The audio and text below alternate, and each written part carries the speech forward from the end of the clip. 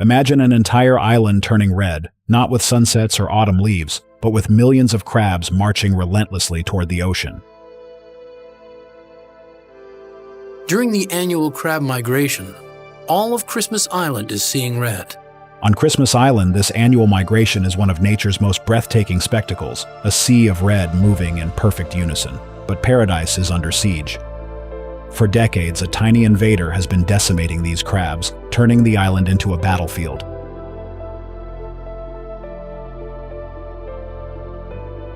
The solution? Scientists released millions of ant killers, tiny warriors almost invisible to the naked eye. What happened next would stun the world, proving that sometimes the smallest creatures can decide the fate of an entire island. Paradise under siege. Christmas Island sits alone in the Indian Ocean, 217 miles south of Java and 1,600 miles northwest of Perth, Australia.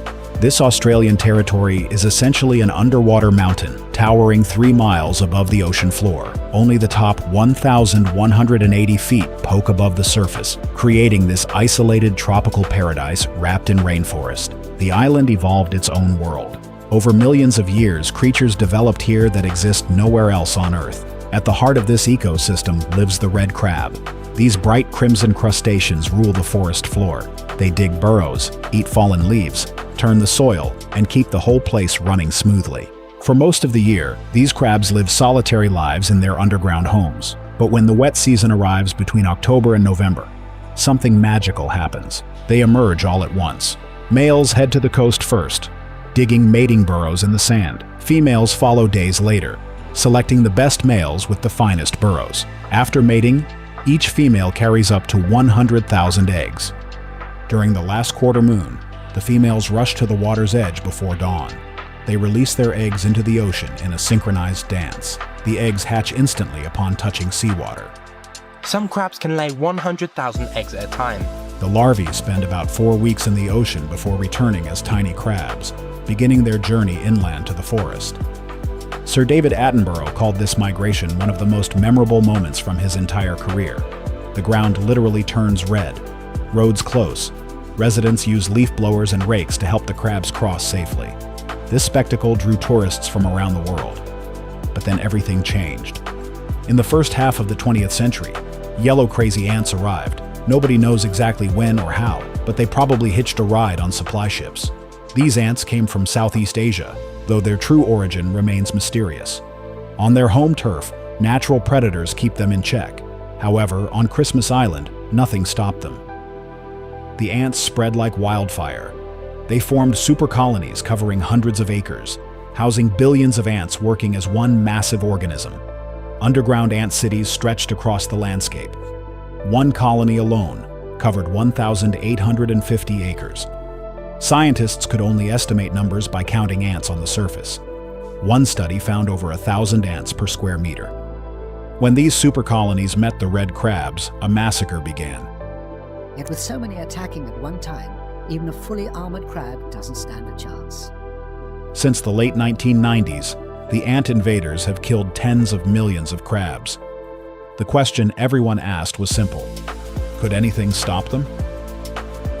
The acid army. Yellow crazy ants earned their name from their erratic movements. Watch them for a minute and you'll see them dart around randomly, appearing frenzied. And don't let their size fool you. These tiny ants pack serious weapons. When threatened, they spray formic acid. This ranks among nature's most powerful acids. They aim for the eyes and leg joints of larger creatures, blinding them and rendering them immobile.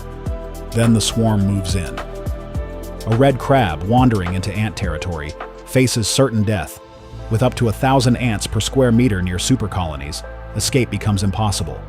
The acid attacks the crab's eyes first. With their vision gone, the crab loses their sense of direction. The acid eats into leg joints, paralyzing movement.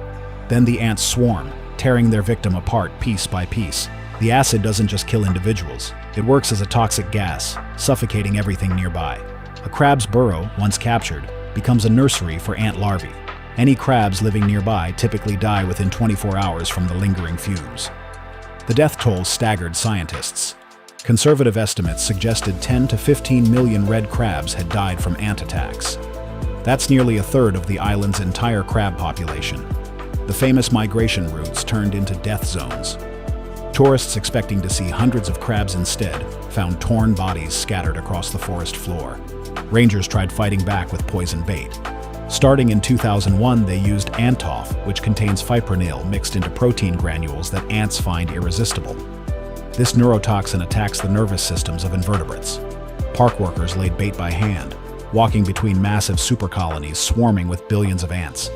Helicopters dropped bait from the air 3 times to cover more ground. The approach worked temporarily. Ant numbers would drop in treated areas, but within a few years they returned from the untreated parts of the island. New colonies sprang up. The cycle repeated endlessly. It cost money, required constant effort, and only provided short-term relief. Scientists needed a permanent solution. The scale of the problem was overwhelming. Park rangers and ecologists walked through areas once teeming with crabs, only to find death and silence. The forest floor, once alive with the bright flashes of crimson, became a gray wasteland of leaves and lifeless bodies. Entire sections of rainforest were suffocating under the weight of unprocessed leaf litter. Without the crabs, seedlings grew unchecked, creating impenetrable thickets. Native birds struggled to find food, and small reptiles disappeared under the acid-spraying ant hordes. The ecological clock was ticking, and with every passing year, the chance to save this unique ecosystem diminished. The human toll was also felt. Local communities relied on tourism, driven by the migration spectacle, and the loss of crabs threatened both income and cultural pride.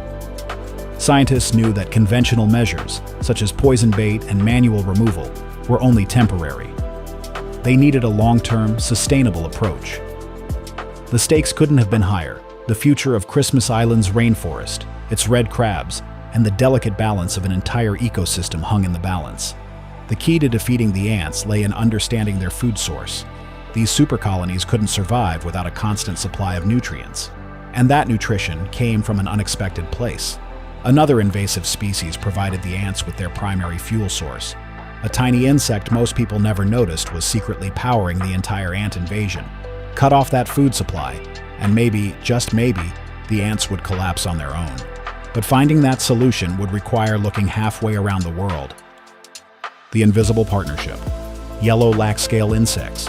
These tiny bugs don't look like much.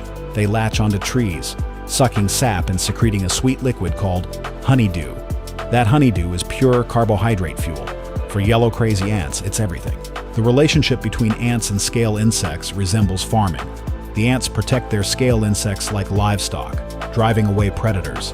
In return, the scale insects produce endless supplies of honeydew. This symbiotic partnership helped both invasive species spread across Christmas Island at a frightening speed.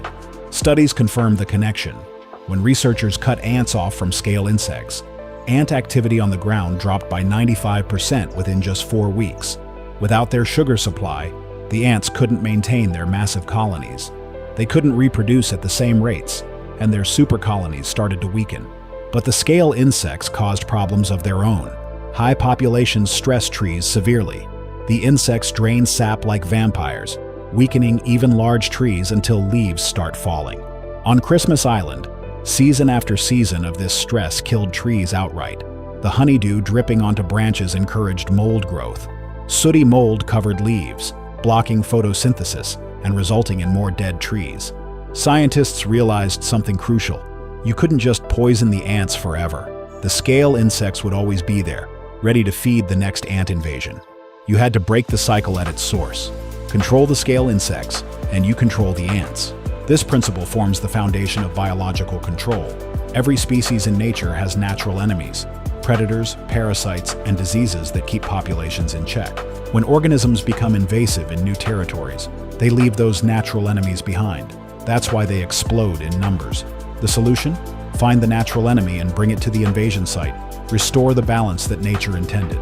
Researchers started searching for enemies of yellow lac-scale insects in Southeast Asia. Something had to keep them controlled in their homeland while they ran rampant on Christmas Island. The search led to Malaysia. There, scientists found their answer: a tiny wasp species that specifically targeted yellow lac-scale insects. This wasp kept scale populations so low in Southeast Asia that the insects barely appeared in surveys. The wasps were that effective.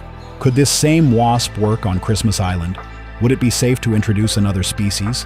History showed plenty of biological control disasters. The research had to be thorough, because if they released millions of ant killers, the consequences of getting it wrong could devastate the entire island. Enter the assassin. Scientists from La Trobe University in Melbourne led the search. After years of field research starting in 2009, they identified their target. Tachardiophagus somervillei, a parasitic wasp from Malaysia, measuring just 2 millimeters long, barely visible to the naked eye. This wasp is a specialist killer. It lays eggs inside adult female scale insects. The eggs hatch, and the larvae feed on their host from the inside out, killing it. When the new wasps emerge, they immediately search for more scale insects to parasitize. The cycle repeats endlessly. A single wasp can lay up to 8 eggs in one female scale insect. Over its lifetime, one wasp can parasitize more than 150 scale insects. In Southeast Asia, this wasp works alongside other predators to keep yellow last scale populations controlled in their native range. The wasp doesn't sting humans. It doesn't build nests. It doesn't harm native wildlife, plants, or crops. Many similar micro-wasps already lived on Christmas Island, going completely unnoticed by residents. This particular species had one focus: yellow lax-scale insects. Scientists needed to verify this specificity. They conducted field tests in Malaysia, exposing 8 closely related scale insect species to the wasp. None were harmed.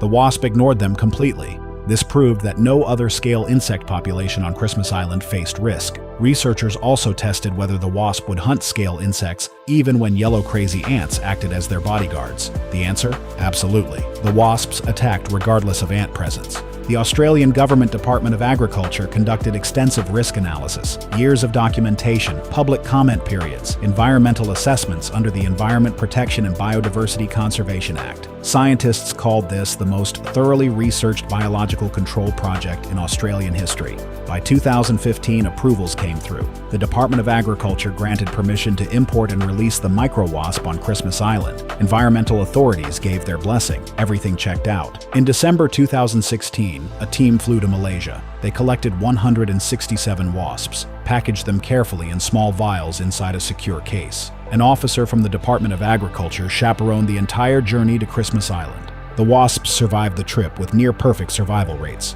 Now came the hard part. They needed to breed these 167 wasps into millions. Only then could they release enough to make a real impact across the massive ant supercolonies dominating the island. Breeding an army. Christmas Island National Park rangers built custom enclosures for breeding.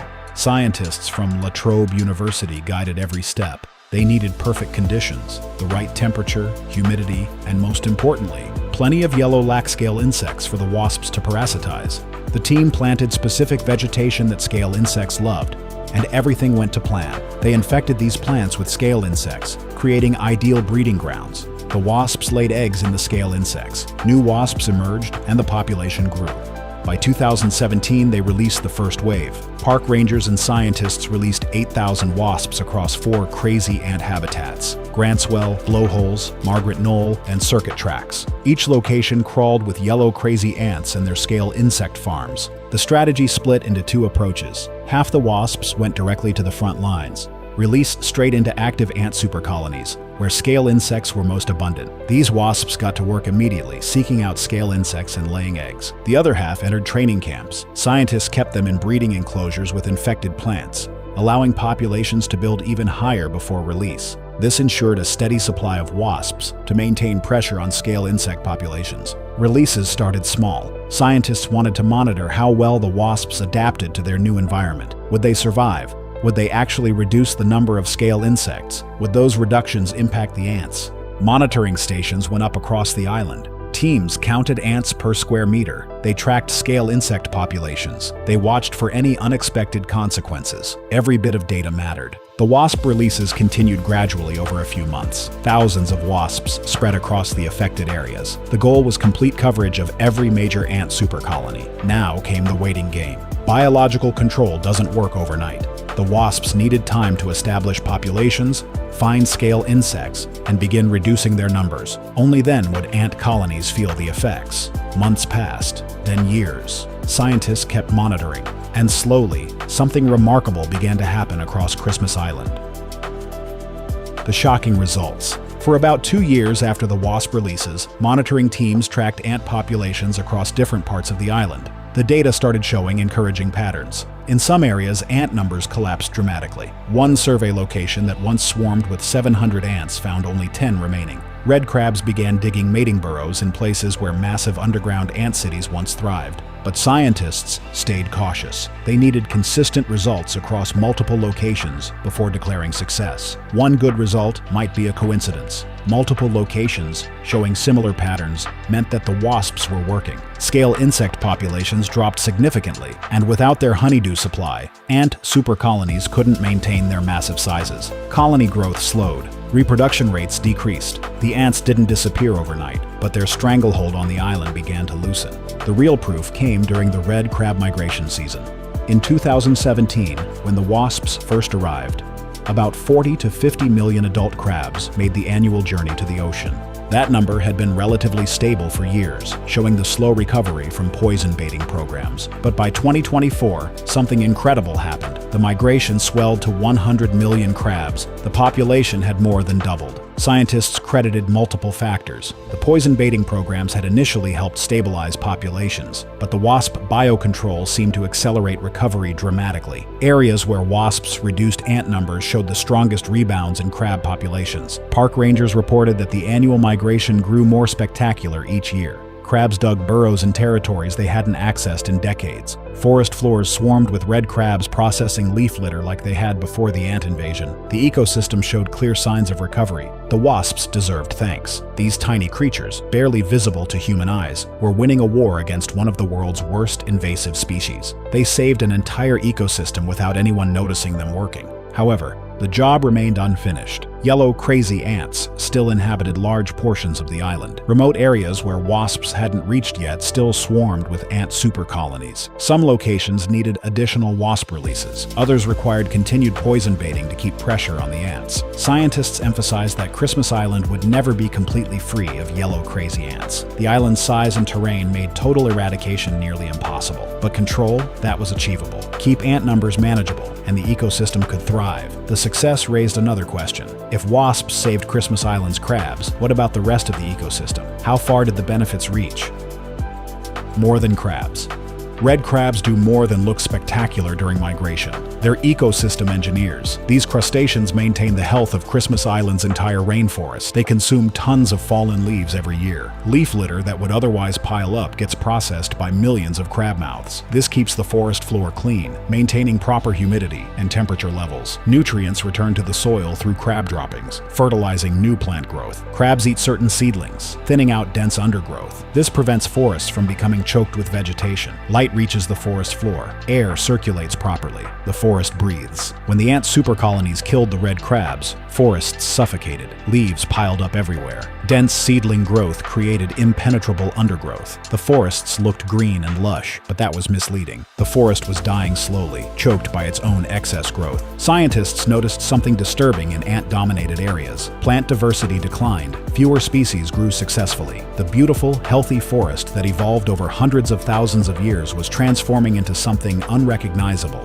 Other invasive species moved in. Giant African snails, another non-native pest, thrived in the thick undergrowth. Without crabs controlling vegetation, these snails found a perfect habitat. The problems compounded. As wasps reduced ant numbers and crab populations recovered, forests began to heal. Leaf litter disappeared at normal rates again. Seedling density dropped back to healthy levels. Plant diversity increased. The snail populations declined as their preferred habitat vanished. The benefits extended beyond plants. Lizards, frogs, small mammals, and birds all suffered under the ant occupation. The ants sprayed formic acid at everything, killing baby turtles, bird chicks, and anything small enough to overwhelm. When ant numbers dropped, these species began recovering too. Horticulture improved on the island. The yellow lax scale insects attacked fruit trees and other crops, with wasps controlling scale populations. Gardeners reported healthier plants and better harvests, an unexpected side benefit of the biocontrol program. Christmas Island began resembling its old self again. The complex web of relationships between species started functioning properly. Every creature found its home again. The forest ecosystem that had taken millions of years to evolve was being restored by creatures too small to see without a close look. The long fight. Christmas Island will never see the total eradication of the yellow crazy ants. The terrain makes it impossible. Dense rainforest covers the island. Steep cliffs, deep valleys, and remote areas remain largely inaccessible. Ants hide in these places, safe from both poison bait and wasps. But total eradication was never the goal. Control is the target. Keep ant populations manageable so native species can thrive, and the wasps have proven that this approach works. Scientists continue refining their methods. In 2021, they announced plans to introduce another wasp species from Africa. This one targets the ants more directly, but it requires extensive research first. The African wasp is considered a pest in Australian agriculture. Introducing it carries risks that need thorough evaluation. Additional biocontrol options remain under investigation. The battle requires multiple tools working together: wasps to control scale insects, poison bait for direct ant control, and possibly new biological agents in the future. The approach demands constant vigilance. Park rangers monitor ant populations year-round. When numbers spike in certain areas, they respond quickly with targeted interventions. It's ongoing work that will likely continue indefinitely. The investment pays off. Red crab populations prove that. From 45 to 50 million in 2015 to over 100 million now. That's not just recovery. That's a thriving population exceeding previous estimates. The 2024 migration season was extraordinary. After a dry 2023 that delayed spawning by months, the crabs returned to their normal schedule. In late November, 100 million crabs spawned at the coast. Roads closed. Bridges and tunnels protected the crabs. Leaf blowers and rakes helped clear paths. Tourism revenue increased. The migration brings visitors from around the world. Hotels book up a year in advance. The spectacle that Sir David Attenborough praised had returned to its full glory. Federal Environment Minister Tanya Plibersek called it a fantastic success story showing how working together protects precious native species. Park rangers, scientists, volunteers, and the local community all contributed. The lesson extends beyond Christmas Island. Invasive species threaten ecosystems worldwide. Traditional methods like poison offer temporary fixes at best. However, when thoroughly researched and carefully implemented, biological control can provide long-term solutions. It's not perfect, it's not instantaneous, but it works. Tiny wasps fighting scale insects that feed massive ant supercolonies. It sounds almost too simple, yet millions of red crabs crawling across an island prove the approach succeeds. So, would you support releasing millions of wasps where you live if it meant saving an ecosystem? Drop your thoughts in the comments, and don't forget to like and subscribe for more incredible stories. Thank you for watching this video. We will see you in the next one.